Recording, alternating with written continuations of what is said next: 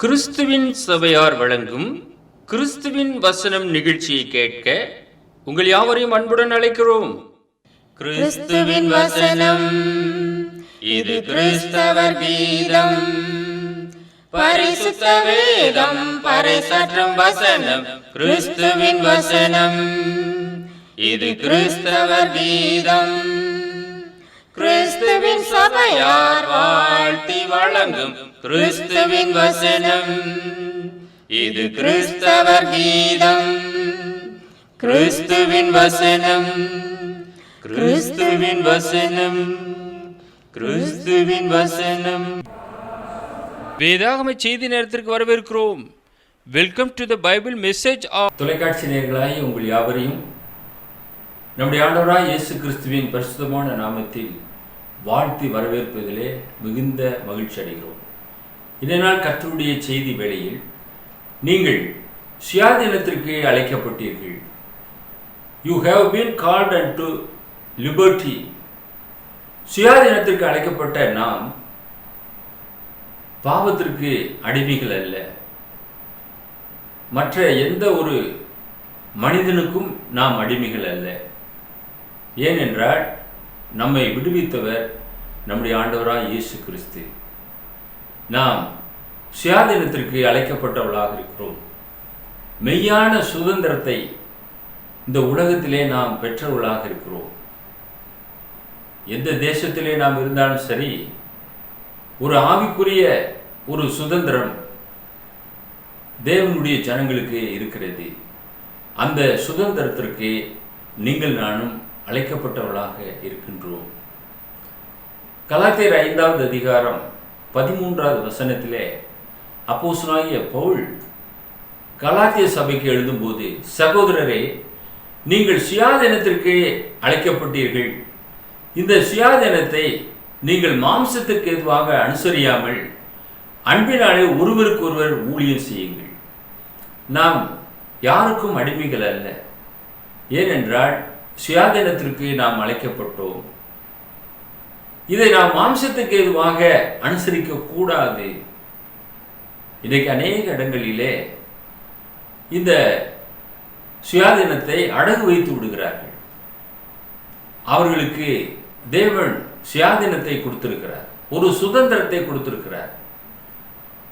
யாரும் நம்மை ஆள முடியாது. நம்மை ஆளுகிறவர் ஆண்டவராய் இயேசு கிறிஸ்து.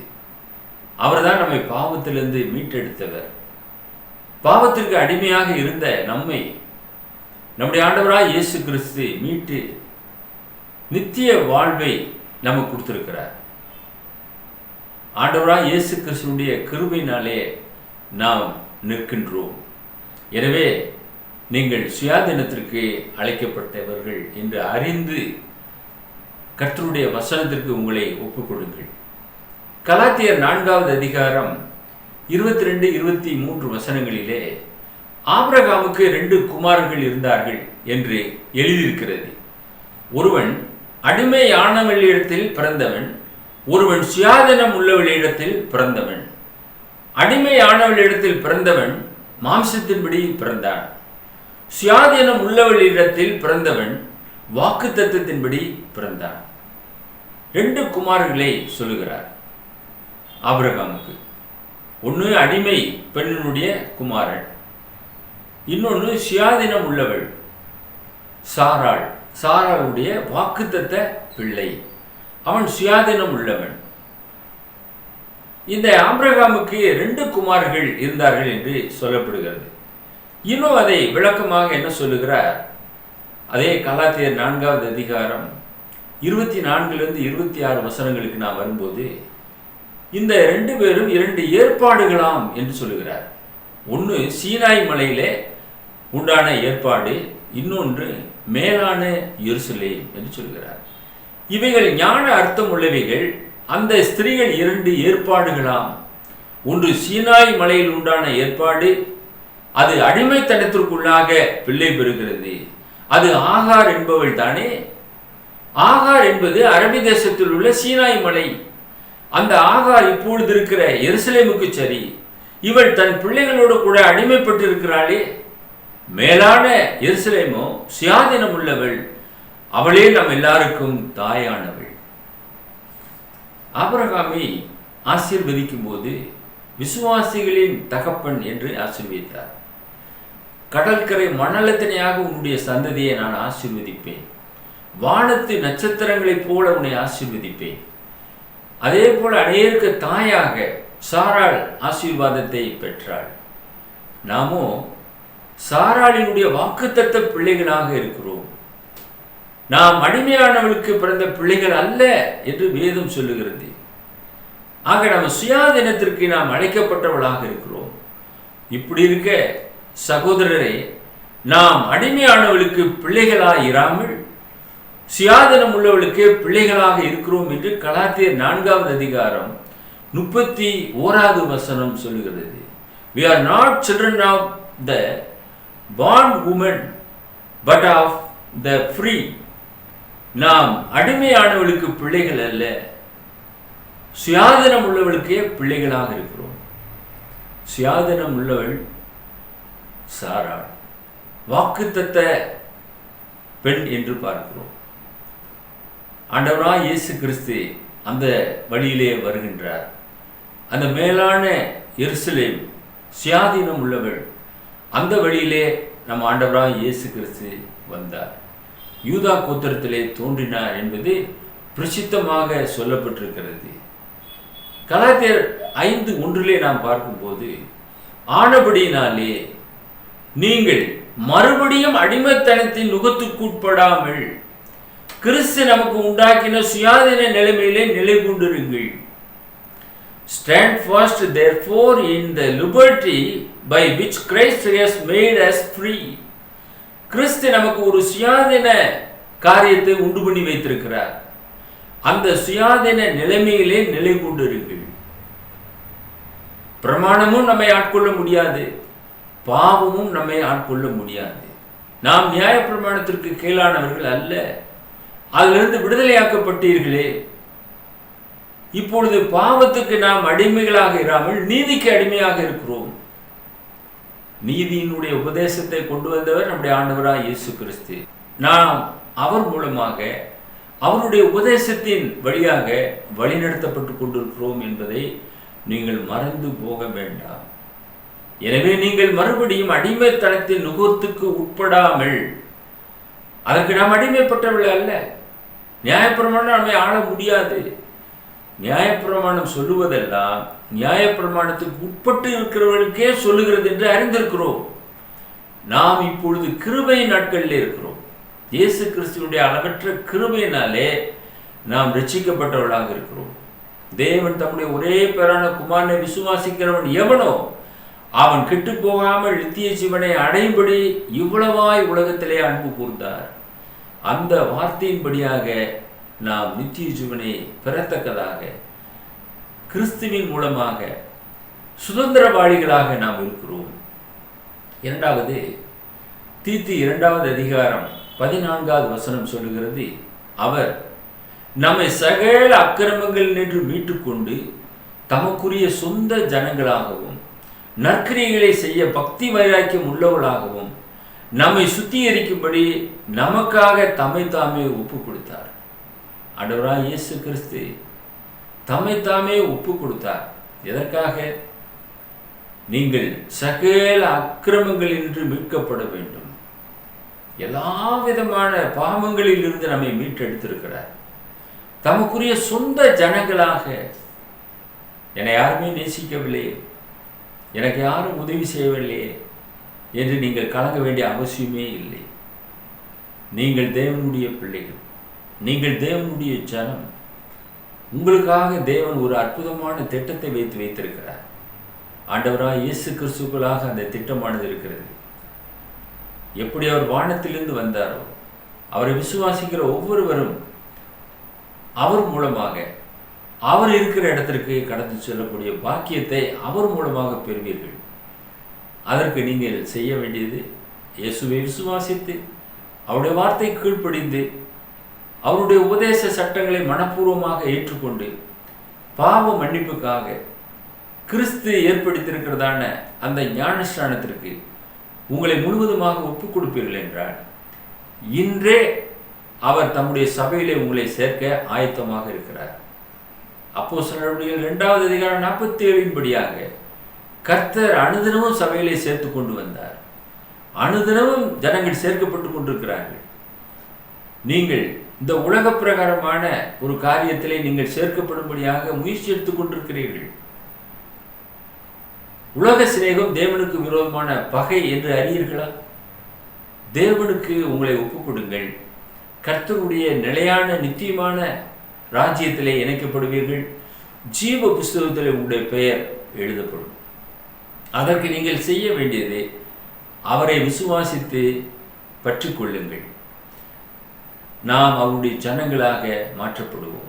நற்கிரியைகளை செய்ய பக்தி வைராக்கியம் உள்ளவர்களாக இருக்கும்படியாக நம்மை சுத்திகரிக்கும்படி நமக்காக தம்மை தாமே ஒப்பு கொடுத்தார்.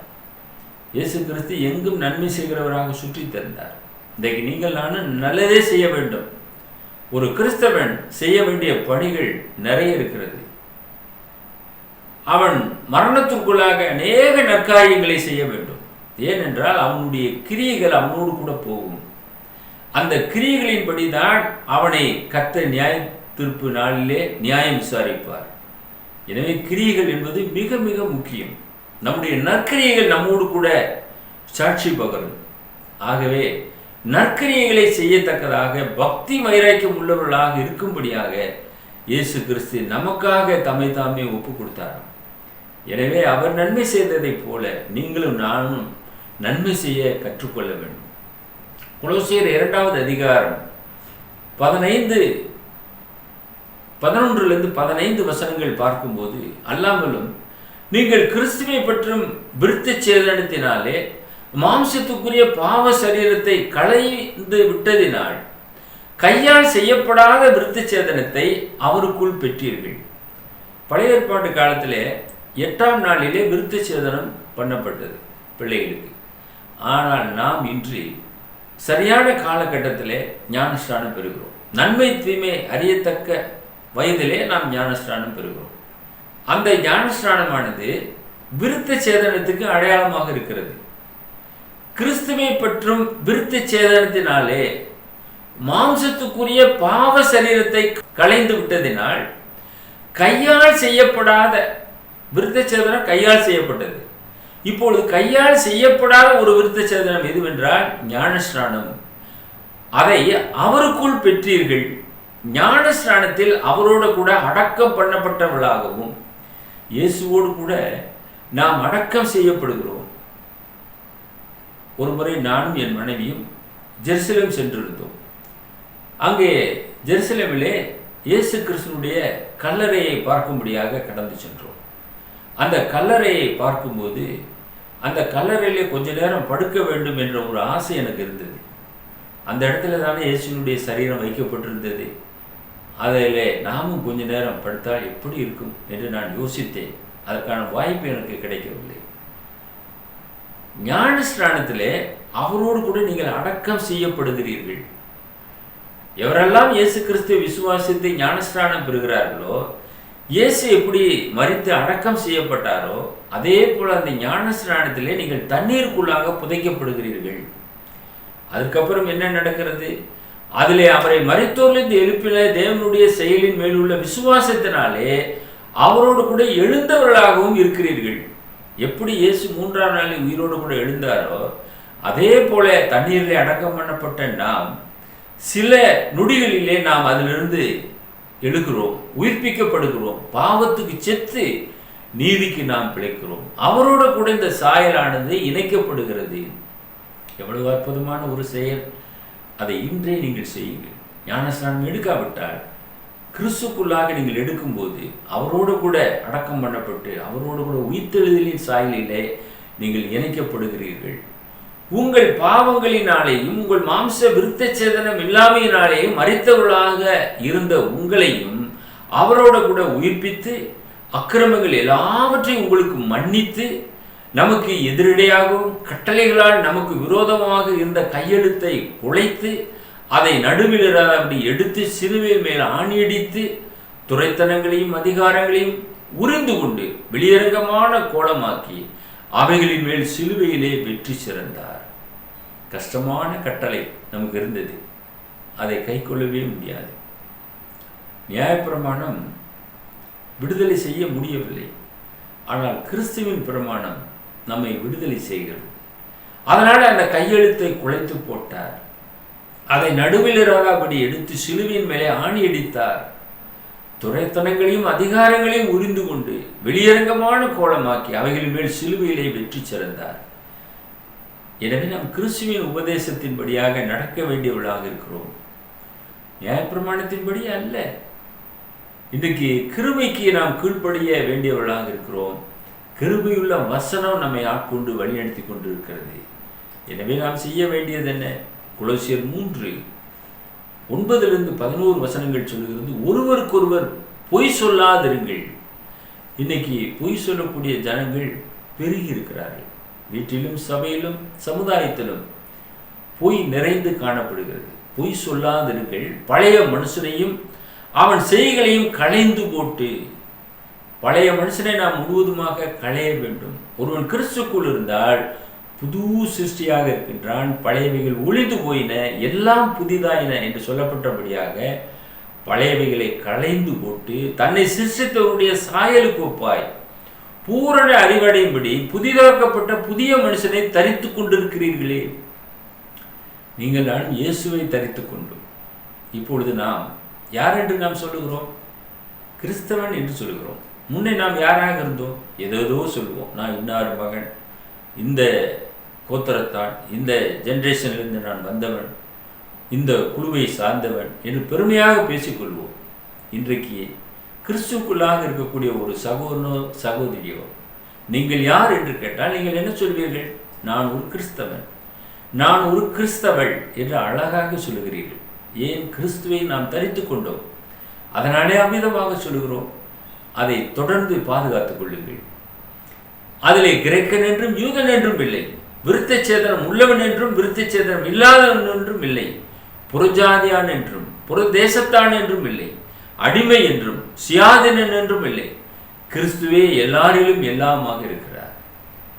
இன்னைக்கு எல்லாரிலுமாக எல்லாமாக இருக்கிறவர் இயேசு கிறிஸ்து தான். ஏனென்றால் அவர் தான் நமக்காக ரத்தம் சிந்தினார்.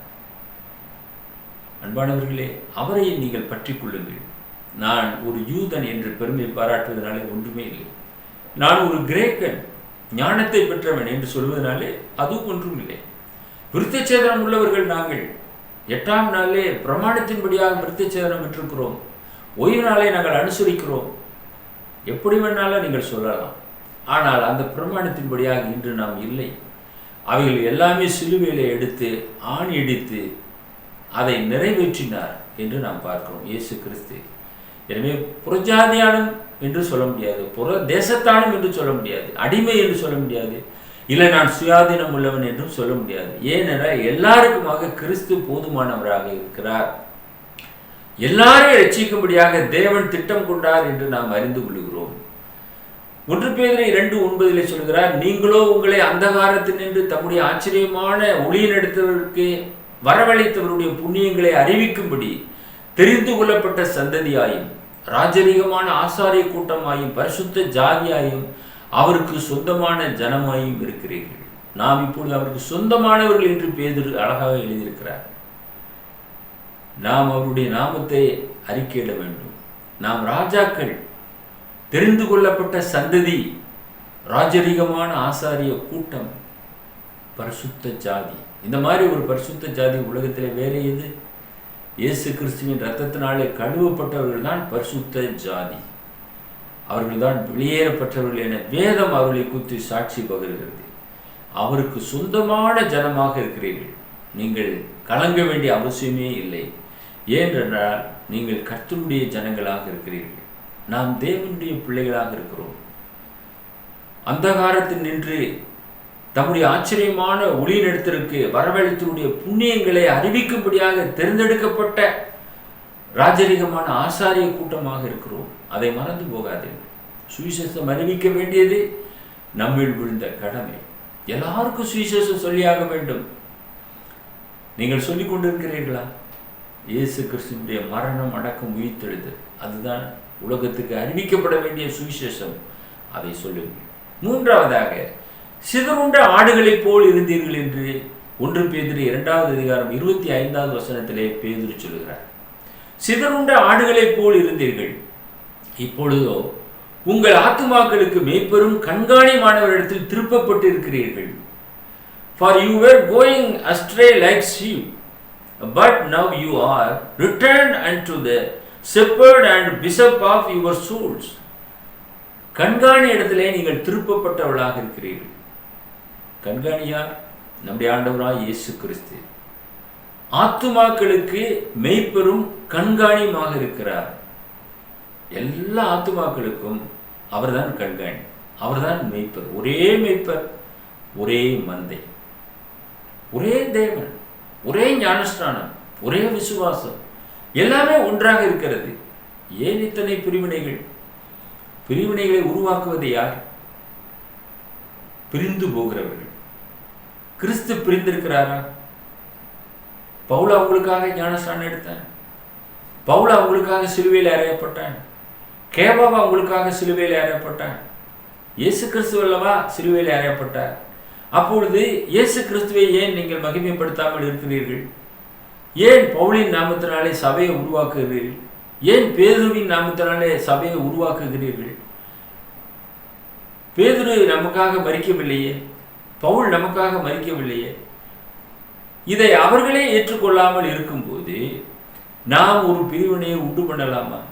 கிறிஸ்து பிரிந்திருக்கவில்லை, அவருக்கு ஒரே ஒரு சரீரம். அந்த சரீரத்திலே நாம் எல்லோரும் அங்கங்களாக இருக்கிறோம். அவருக்கு ஒரே ஒரு மந்தை, அந்த மந்தையின் ஆடுகளாக நாம் இருக்கிறோம். அவர்தான் பிரதான ஆசாரியனாக, பிரதான மெய்ப்பராக, கண்காணியாக நமக்கு நியமிக்கப்பட்டவராக இருக்கிறார்.